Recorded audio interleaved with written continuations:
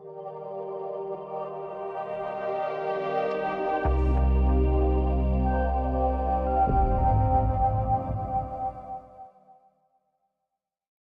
Fantasy Faithfuls, and welcome to the first CSD head-to-head video of the year.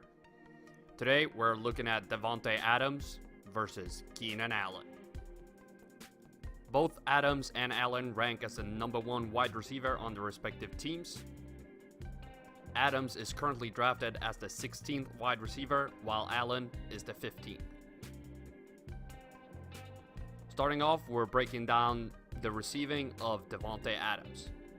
His receiving patterns show a receiver that does most of his work down the sidelines while staying away from the middle. He has no clear favorite side of the field, with the short right being his most targeted zone throughout his career. His deep left catch rate is somewhat of a concern, since 12% of his targets are in that zone. That is something that will cost him a lot of yards over the full season. His deep right, however, is really good, and his shortest zones are all about the 60% mark, with 72 matching his most targeted zone. The yards per reception fit the deep right perfectly, getting 11% of all targets there, catching half of the passes, and going for 33 yards each time is a deadly weapon. He is above the league average in all categories for the deep right.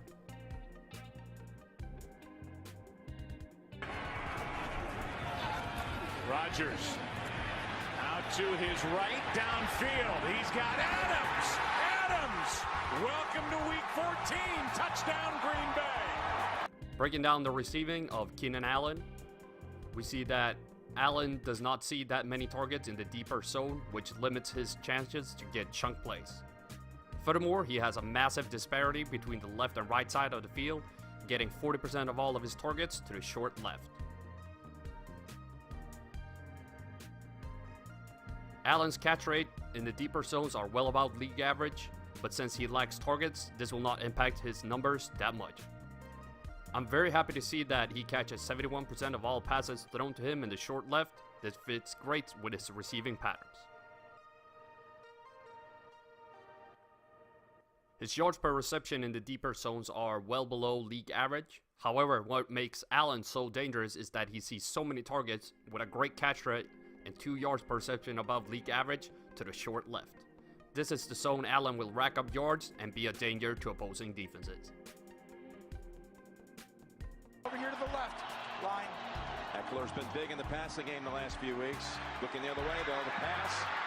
Back to Allen, and no Cowboys able to stand up as Allen weaves past them all for the touchdown. What an effort by Keenan Allen.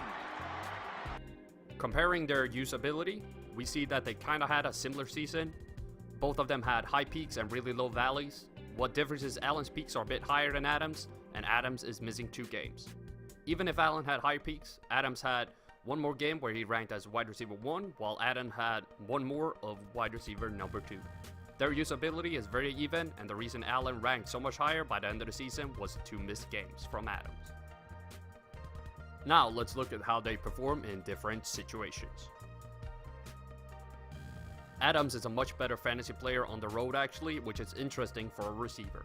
Allen, however, looks more like a regular receiver with a dominant home record. Adams performs better against AFC teams, which is not too good for an NFC receiver. Allen is more even but also performs better outside his own conference, which is not ideal. Both of them step up their games while playing against teams with an above 500 record. This is something to consider when looking at their schedule and trying to predict how many good teams they will face. Adams' best situation is playing on the road versus an above 500 record AFC team. Allen's best situation is playing at home versus an above 500 record NFC team. Comparing their numbers from the last 3 years, Allen has had the highest average fantasy points per game. Adams has a 1-game ceiling of 15.3, and Allen again wins with 18.1. Lastly, with 1-game floor, Allen wins again with 4 points versus Adams' 2.9. My pick after comparing the receiving, usability, situational play, and numbers is Keenan Allen. Thank you very much for watching. Don't forget to hit that like button and subscribe to the channel for more weekly content. And as always, the spreadsheets are dark and full of terror.